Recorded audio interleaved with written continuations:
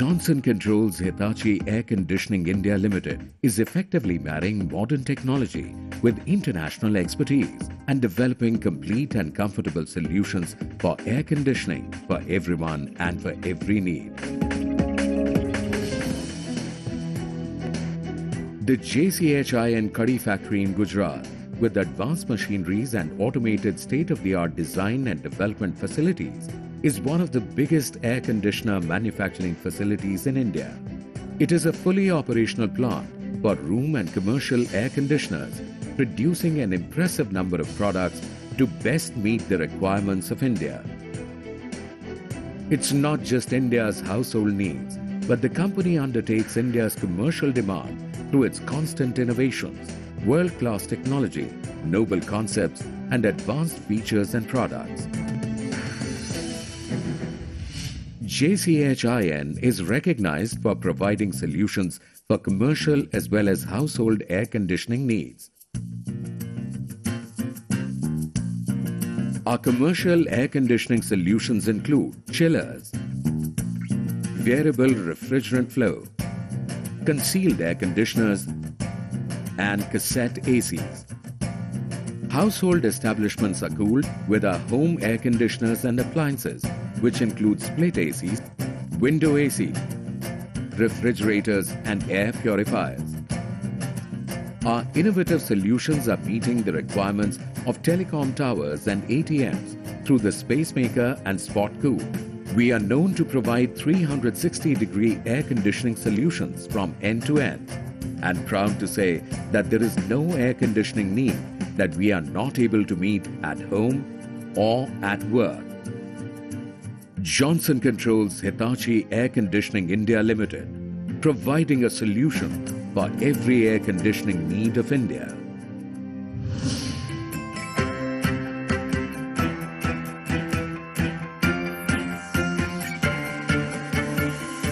We combine science with emotions, technology with values, create quality with perfection, product with care, and passion with resources. With resources to deliver one of the finest and most comprehensive air conditioning solutions in the industry. To provide air conditioning for everyone, for every need.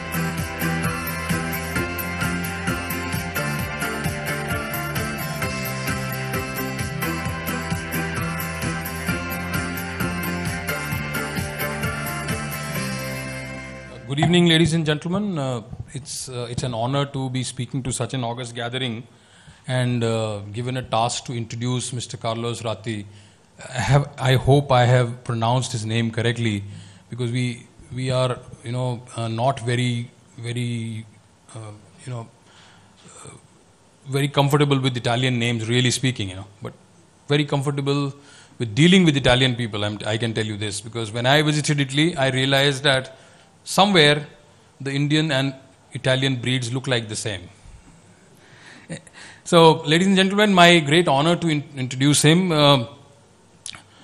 Carlos, he's so those of you who were there in the session, and Amitabh Kant, the CEO of Niti Aayog, himself is an icon. He introduced him, but I would like to reintroduce to some people who were not there.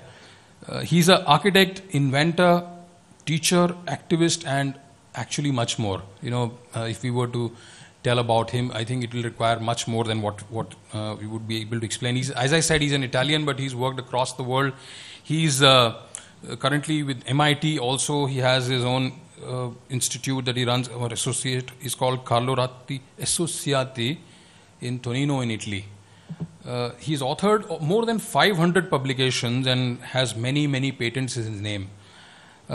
He's also spoken at TED. Now, this is something that, is a very, I really look forward to listening to him due to this kind of vast experience.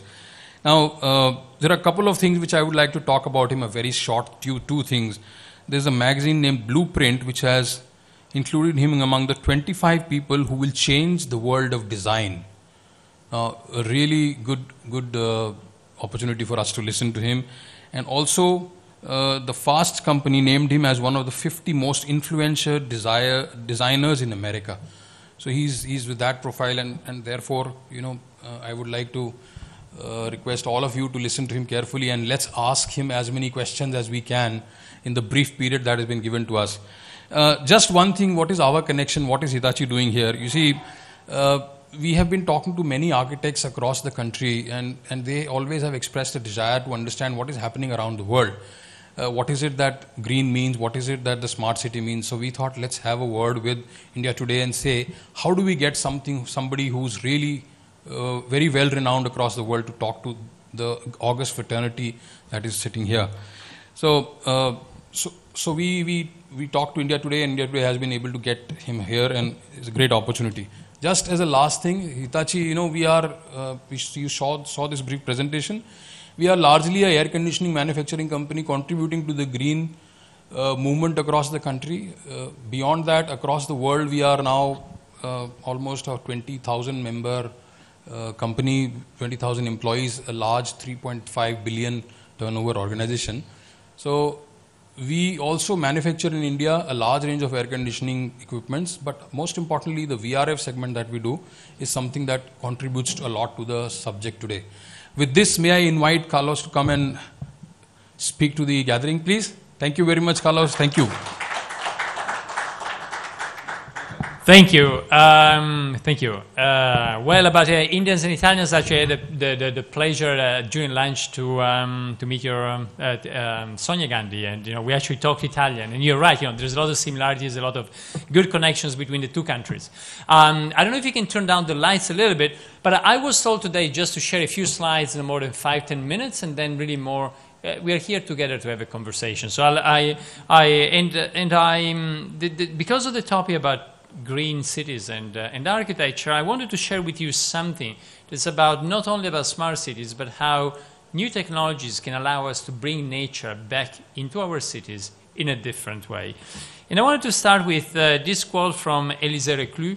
Élisée Reclus was one, as most of you know, one of the great planners of the modern era. And over 100 years ago, he was thinking about nature in the city. And his kind of dream was, can we actually make sure that man has a double advantage to both access the pleasure of the city with all the excitement it has, but then also at the same time to enjoy the freedom of nature, and which is what we all strive for. We talked about it before. Is this idea of biophilia is something that's coded inside ourselves.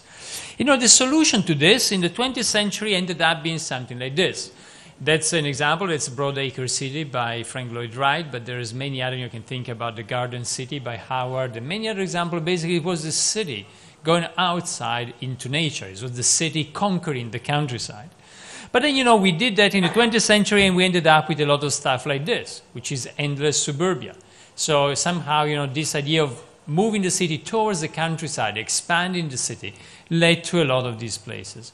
Well, I think today we can do something different. We can actually not bring the city into nature, but bring nature back into the city. And new technology are helping us to do this. And I want to share with you a few examples. That's one of the first projects we did in this space. That was around 10 years ago in Milan. It's still there. It's very successful. It's an extension for one of the fashion homes in Milan called Trussardi. And there we work with Patrick Blanc, who is the inventor of the vertical garden.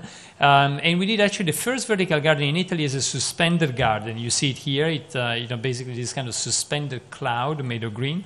We designed this place as a kind of an extension to the inside, almost like a living room into the city. So there's this green cloud and the glass box. It's a living room where people can meet, have a coffee.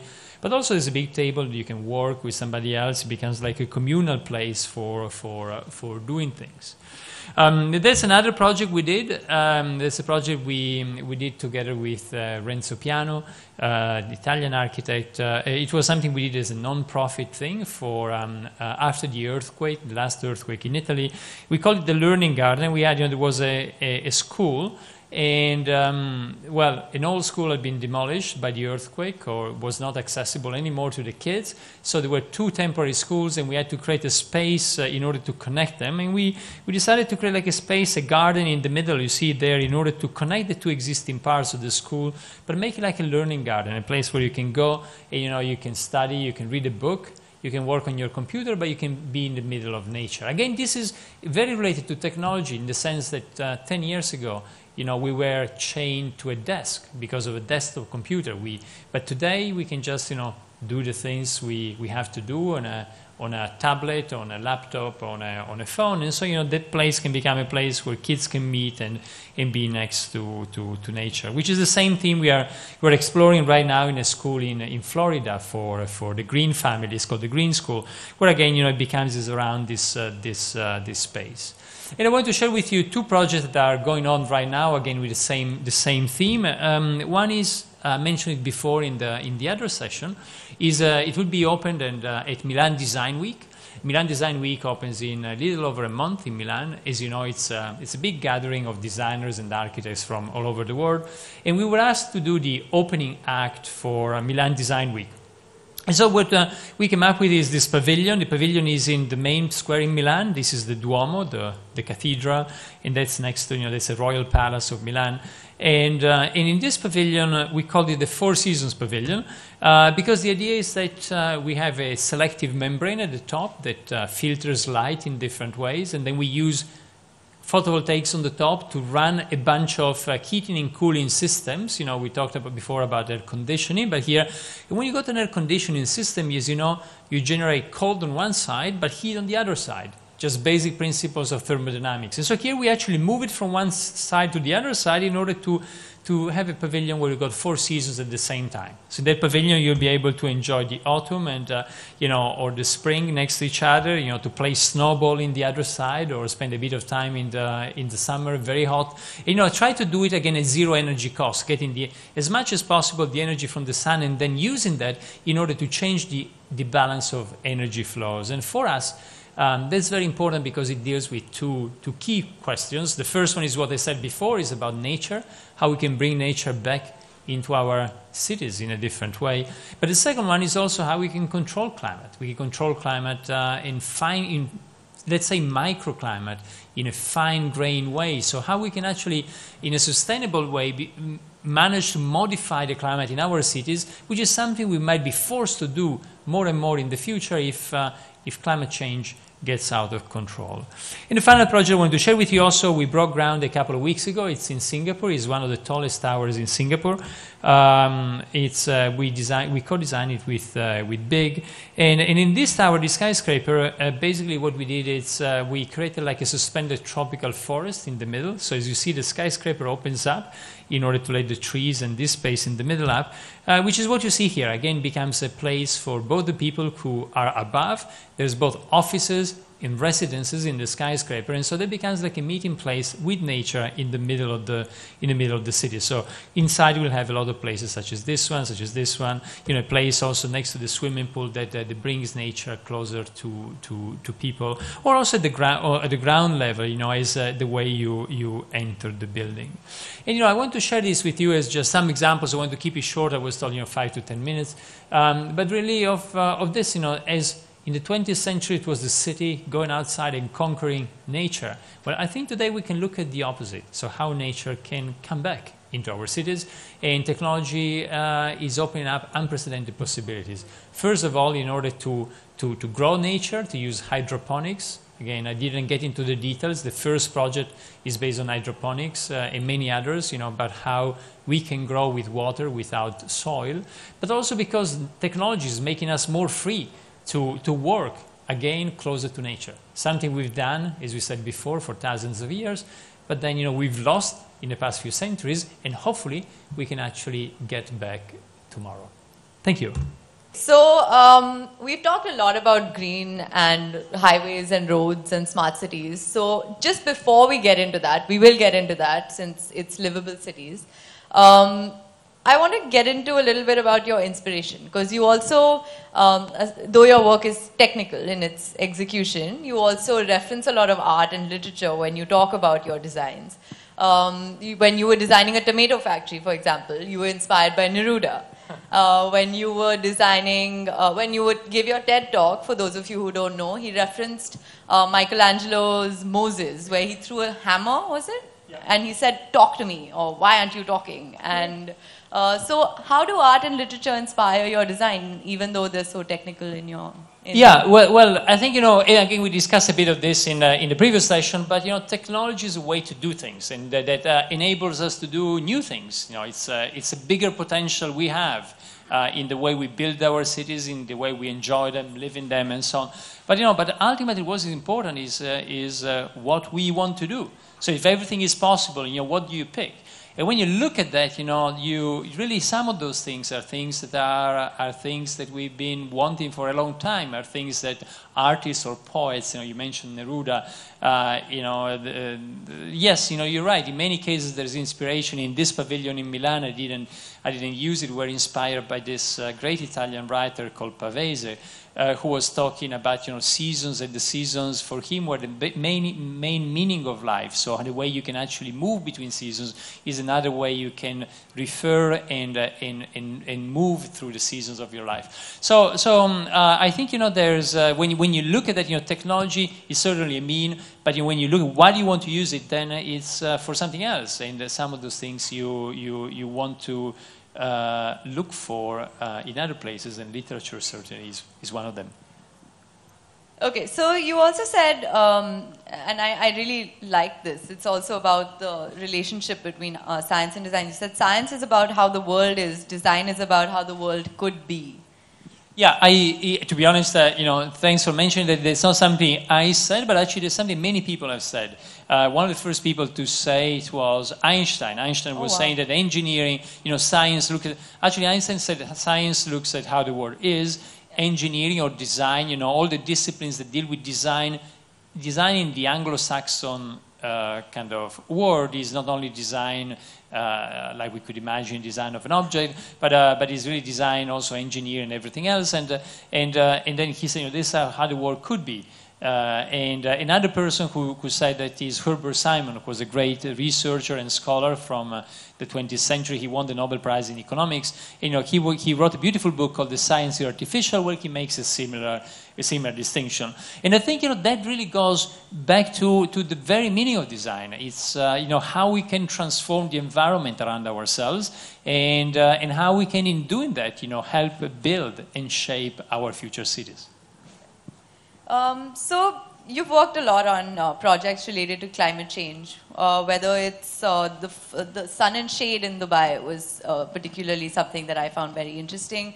And of course the Four Seasons pavilion here. Can you tell us a little bit about those, and also how we can do projects which are also aesthetically beautiful and sustainable to sort of combat climate change? Yeah, and somehow I think that sustainability today is a must. So, you cannot do, we don't do sustainable projects anymore just because every project has to be sustainable. In the same ways, you don't want to have a building that collapses. You don't want to have a building that's not sustainable. So you want as much as possible to make sure, you collect your own energy. Not all the times you can be zero emission, but that thinking has to always be there.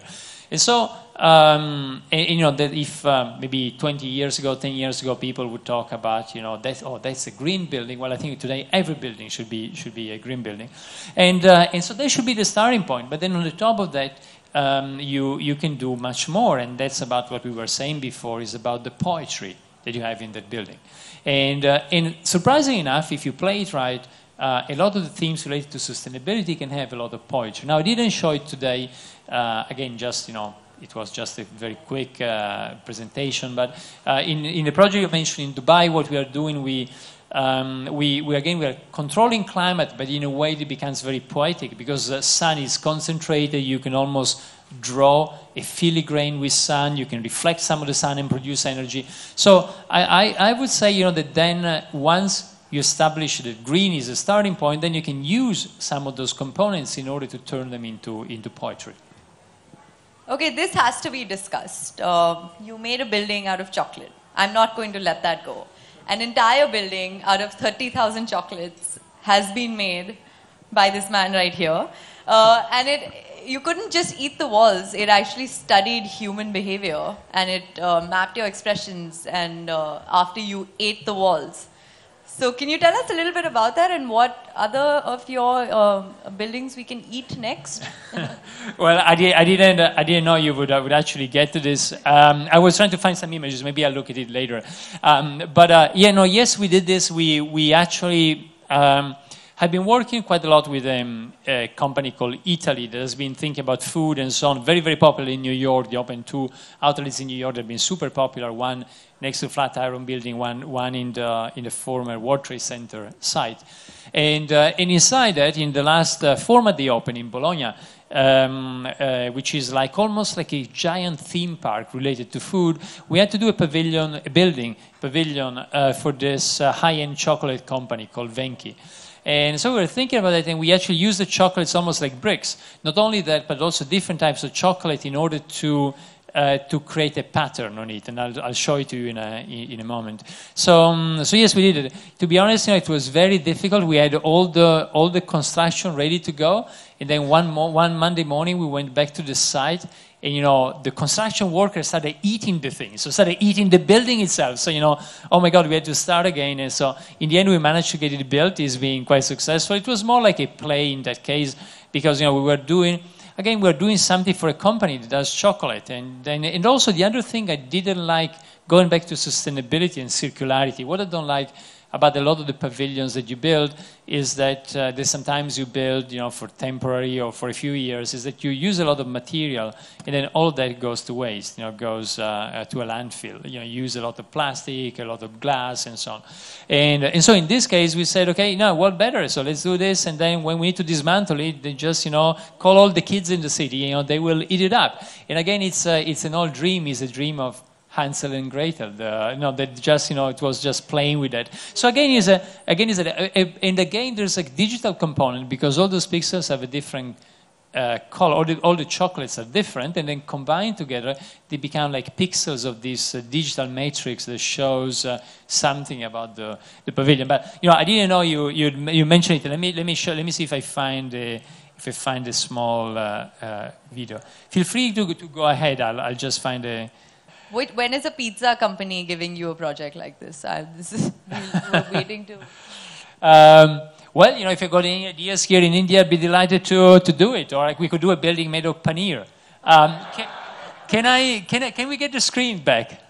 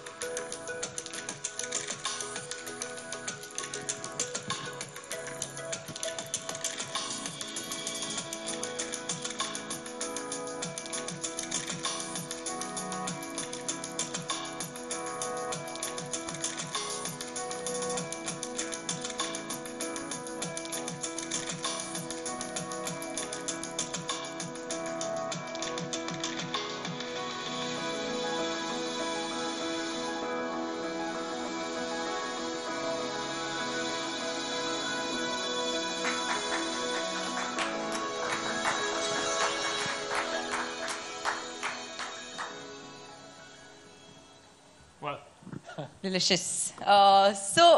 You spoke about chocolates as pixels. You're actually doing a lot of work with pixels.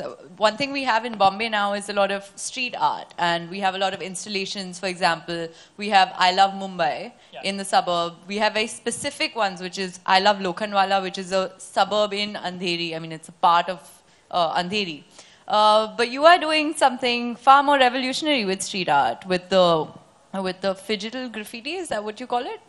Yeah, no, I think, I don't like too much the word phygital, but phygital is physical and digital. Some people have called it like that. We've been working quite a bit in recent years with drones, and also some friends. You might be familiar with what Fabio Gramazio at ETH in Zurich has been doing, using drones for buildings and to build, to move bricks around and to build. So we work quite a bit with drones, and here we were thinking about what could we do also in a way to engage the community. And so we got this project that will be launched in just a few weeks now, probably 8 weeks, where we've been developing a platform of drones with spray paint, And so basically you can take a big, urban facade. The problem with graffiti usually is people use all the graffiti on the ground floor. And it's actually where you don't want to have them because they're going, they're going to, to interfere with activities that happen on the next to the sidewalk. But then sometimes you're a big blank facade or a big piece of infrastructure, and there you might love to have graffiti, but you don't have them. And so by using the system, a very sophisticated triangulation system with 4 different drones. Every drone has a small spray paint can, and then what they actually can do a collaborative graffiti with the whole city. So we're actually, as we speak, there is hundreds of people who are collaborating on doing this graffiti that will be then realized in just a few weeks. So again, that for us was a way to use technology in this case. First of all, to go and do graffiti where normally you don't do it, or it's very costly and difficult to do it up on a big wall. And the other thing, in order to engage the citizens in this. Another thing you're working on, I believe, is smart highways for Italy. With drones that are almost like doctors who can sort of come and help out in case there's an accident and tell you about traffic. And so tell us a little bit about that. Yeah. In this case, actually, we're working with one of the biggest road operators in Europe. And what we are doing, they need to put a lot of new poles, street poles. And, the idea is how can you use the street poles for other things? For sensing what's going on, and of course, you got sensors about air quality and so on and so forth, traffic and so on. But then often you have accidents. And so in that case, yes, you got a little drone sitting there, almost like a nest at the top of the pole. And then when you need it to actually move around and can actually help you give information, collect information from the highway. So that's something we've been designing it that will be implemented. Will go out for an RFP quite soon. I'm sure you get this a lot, considering you do work a fair amount with drones. How do you strike that balance between smart technology and the right to privacy?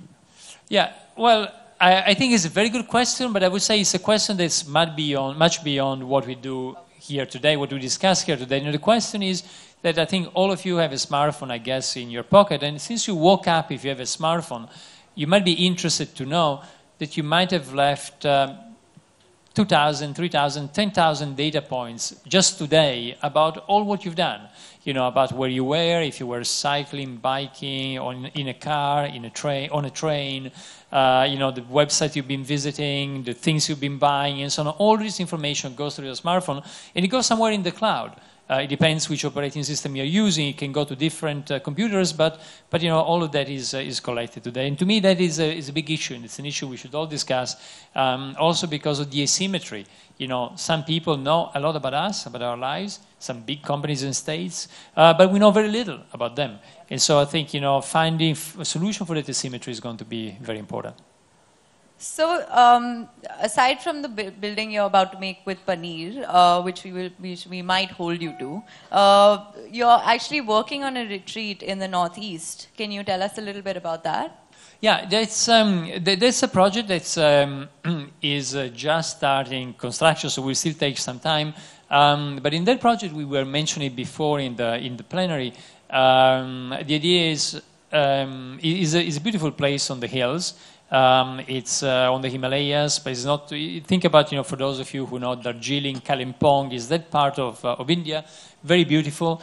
And for us, it was an experiment about two things. Again, about a new relationship with nature. So the homes really open up, and they are done in a very modular and openable way. But the other thing is how to make sure that over there you can still do the work you do.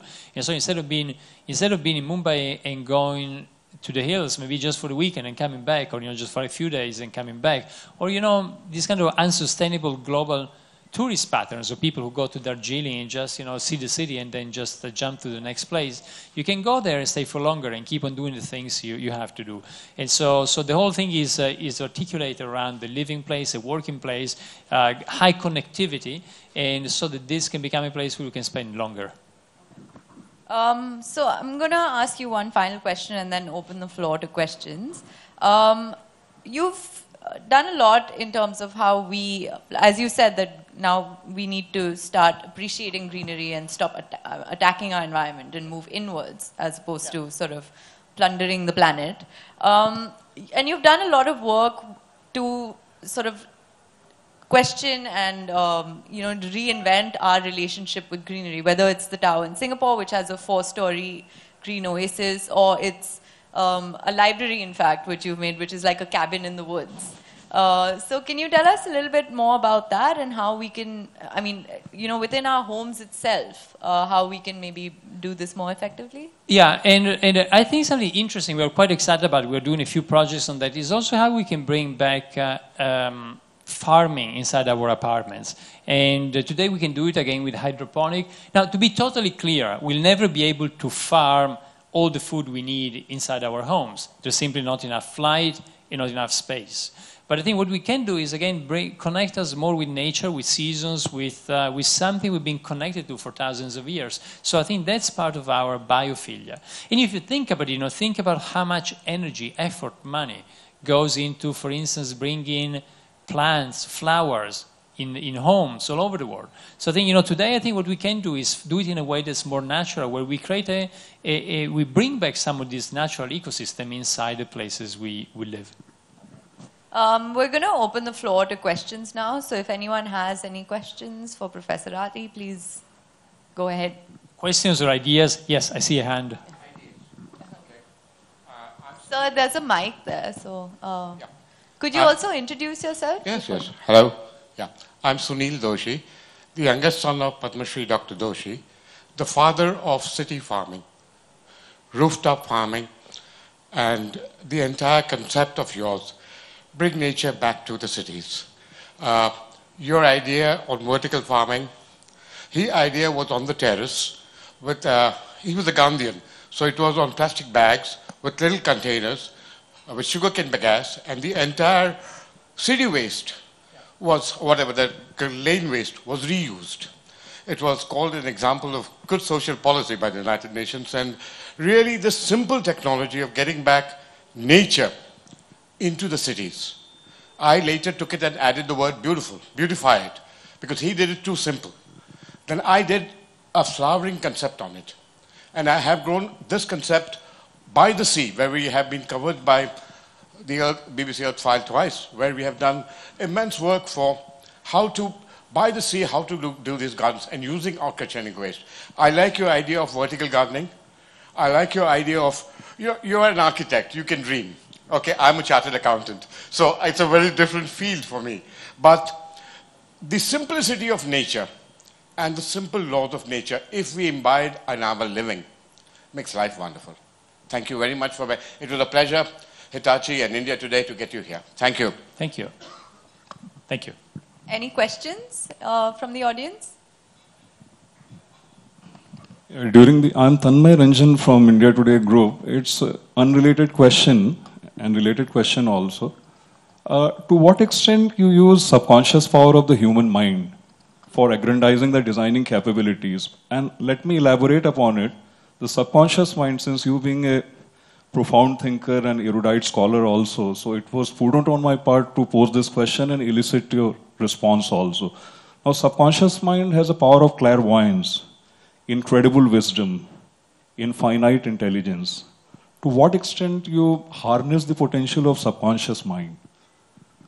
Yeah, well, I think it's a difficult question because it's a question that, somehow is very personal. I think certainly the way we might be doing is different the way others are doing, but certainly plays a role in all what we do, especially when you think every creative disciplines. Before we mention creative disciplines or design, is thinking about how the world could be, and certainly that has a big part for us in imagining that.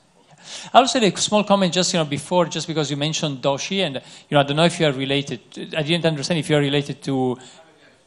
You understand? Okay, so I wanted to say we were all very excited about the Pritzker Prize that was won by India just a few days ago, and I had the pleasure to meet Doshi in Chandigarh at the 50 years of Chandigarh in 1999.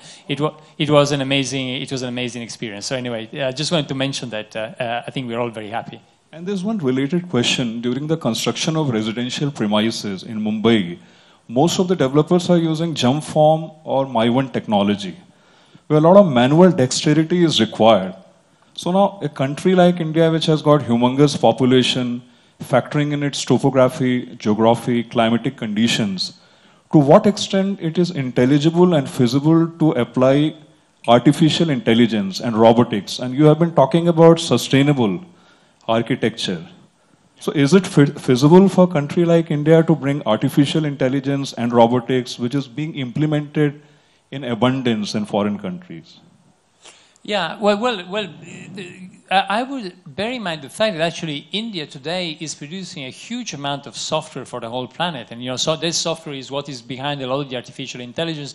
A lot of the centers, that today are developing artificial intelligence actually have big research here. So if I understand correctly, your question is, you say, well, when you have a lot of human resource, do you really want to get to use a lot of artificial intelligence? But I think the point here is not to replace humans with machines, with robotics or artificial intelligence, but is to create a new society where we can complement each other and where actually we can live a fuller life just because robots or machines or artificial intelligence take care of stuff we're not too interested in. So I think I wouldn't see that as I incidentally had a similar conversation about this, similar to this one, with your Minister for Railways in Davos, and where he was saying, well, India will be the last place where you will implement self-driving cars, just because it's so easy to have a driver. And say, well, yes, but think about the other advantage of self-driving cars is that you can also reduce a lot of the accidents you can have on the road. And so I think maybe you want to do it anyway, even if, yes, you have a lot of an abundance of labor force, then still you might want to do it anyway because, they can lead to a better society. So I wouldn't see technology as a replacement for human. I would see it as a complement. And in that case, you want to grow both of them together. All right. I saw a hand here. Yeah, right here. 3 hands, 4 hands. One here in front, I think was. There's one in front. Somebody, can we have a mic? Yeah. Okay. Should I go? Yeah, go ahead. Hi, my name is Girish, and I work for a real estate firm in Mumbai. And I have a question. Do you have any experiences and learnings and suggestions related to social and affordable housing, which largely is a key driver today to kind of, for developers such as us, where we are looking at ways in which we can reduce the cost of construction, where we can't control the cost of land. And therefore, is there any value that we can put to the table? Yeah, totally. I'll tell you 2 things that I think to me are going to be revolutionary in the next few years. The first one is about, I think that the way we'll build a house a few years from now will be much more similar to the way we build a car or an airplane. And for instance, if you think about what's going on today, it doesn't make any sense that if you want to build something if you build something in Berlin, the capital of Germany, the cost there is around $200 per square foot. 2,000 per square meter. But if you build in Manhattan, it's 800 per square foot. So it's 4 times that. And the reason for that is just inefficiency in the way you build the supply chain and so on. So if we manage to make construction much more similar, it's not about prefabrication, it's about thinking about what happens with, say, making an airplane, where you've got a good supply chain, you integrate, and then things are mounted quite quickly. And digitally, you have a digital model that helps guide physical construction. So I'm pretty sure that we'll see a lot of that coming up. And it already happens, for instance, for facades. Facades have been a big revolution. Permastilise, a company that's half Japanese, half Italian, has been leading the way there. So if you need to do a facade of a skyscraper today, you get it manufactured in one of the plants, and then you assemble it very, very quickly. So I think that's number one. But I think there's something else that's a bit more profound. It's more about the way people live. And let me do an analogy with what happens with offices. And if you think about offices today, the amount of square meters per person is going down drastically. Like 20 years ago, you would design an office and it would count 15, 20 square meters per person. And today, if you think about a co-working space, that goes down to 5. So it's a reduction, you go down from 15 or 20 to 5, it's huge. You're reducing 75%. And why is that? Is because, just, you use space in a better way, and you can have, over time, you compensate. You don't need to have a place, an office that's always empty. You use it just in the morning, then you go in the meeting room, you do co-working, not desking. You combine all of that in the way to use better space.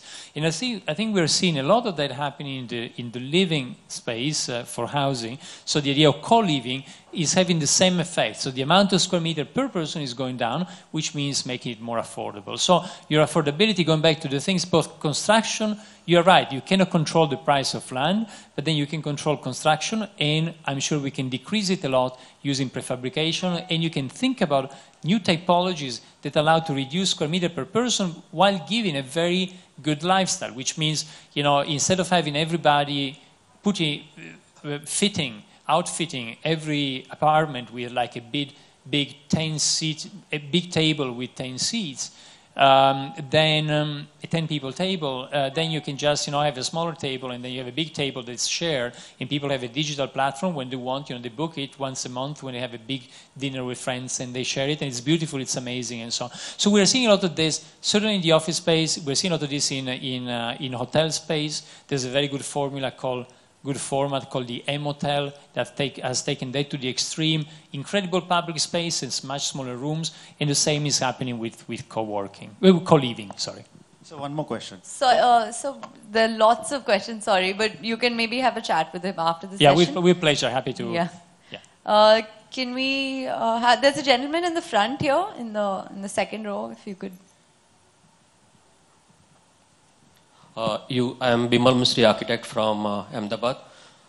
You talked about engaging citizens in the urbanization process. Now, compared to the smaller European countries, in India, in typical urbanization scenario, we have a lot of people migrating to cities from a lot of different economic strata and a lot of different cultural backgrounds.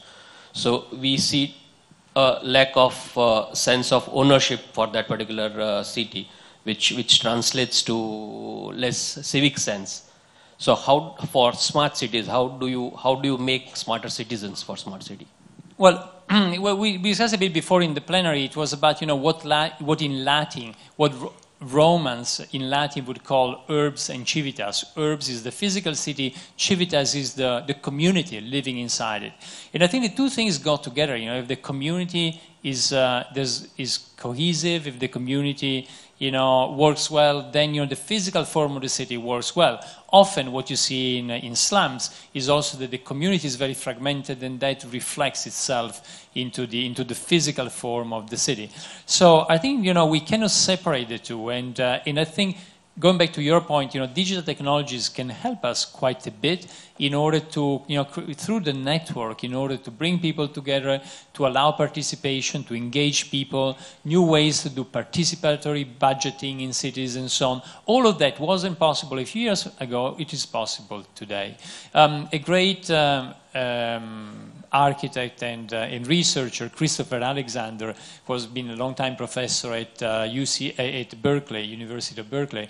In some of the books he wrote in the 70s and 80s, he was arguing for more participation, but then there's a very telling sentence in one of the books, I think it's The Oregon Experiment, if I'm not wrong, where he says, it's great to do participation, but when you bring more than 10 people around the table, then it becomes a mess. And today, digital tools allow you to put around the virtual table not 10, but 10,000 or 100,000 people, and you can engage them in the process. So I think that's a way to bring more cohesion to the community. Okay, so we'll take one more question, one last question. My name is Anand Tatu. I'm an architect planner from Ahmedabad. Now, I was curious to know when you showed your four-season pavilion right next to the iconic historical monument like Duomo. So how do you get the approvals? How do you convince? And who are the ones approving? Sure. Because here we face a lot of problems. They simply prohibit you from doing anything next to it. Okay, they allow it's a, look, I think for that, Italy is also one of the most difficult countries in the world to, that in Italy there's a board which is, the Landmark Commission or the Historic Preservation Board. It's really one of the strictest. I'll tell you in a moment. Maybe let's hear also, there were two other hands, so let's hear all the questions that I give one single response. Yeah. So there's a gentleman in the green sweater. Yeah. Okay, you have a mic on. Yeah, I have. The smart city move in India has been looked with a lot of skepticism. More so it is seen as a technical fix or a business plan. The human angle or the dimension seems to be a mess.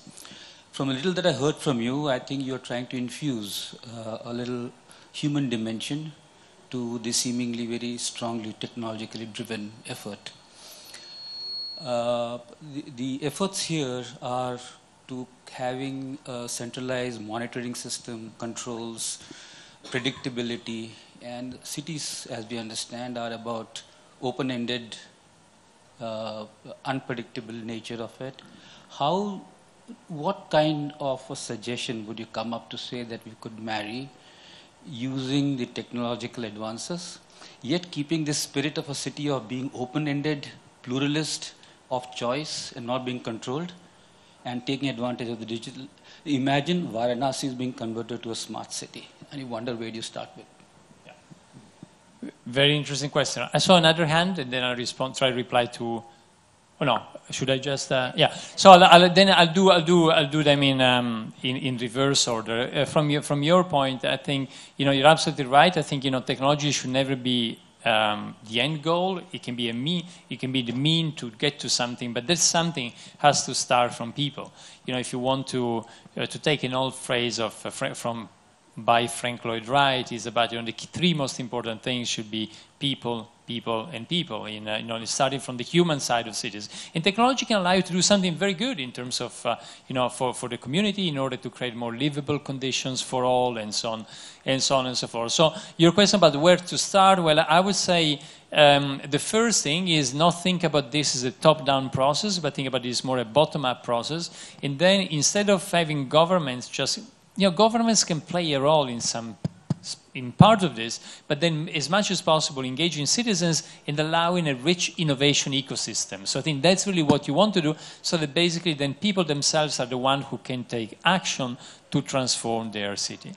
And going back to the previous question about the difficulties to do something, well, I need to tell you, for instance, for that pavilion, we had a lot of conversations with the Landmark Commission in Italy. There's actually something called sovrintendenza. Sovrintendenza is part of the government that actually is a superintendent for historic preservation.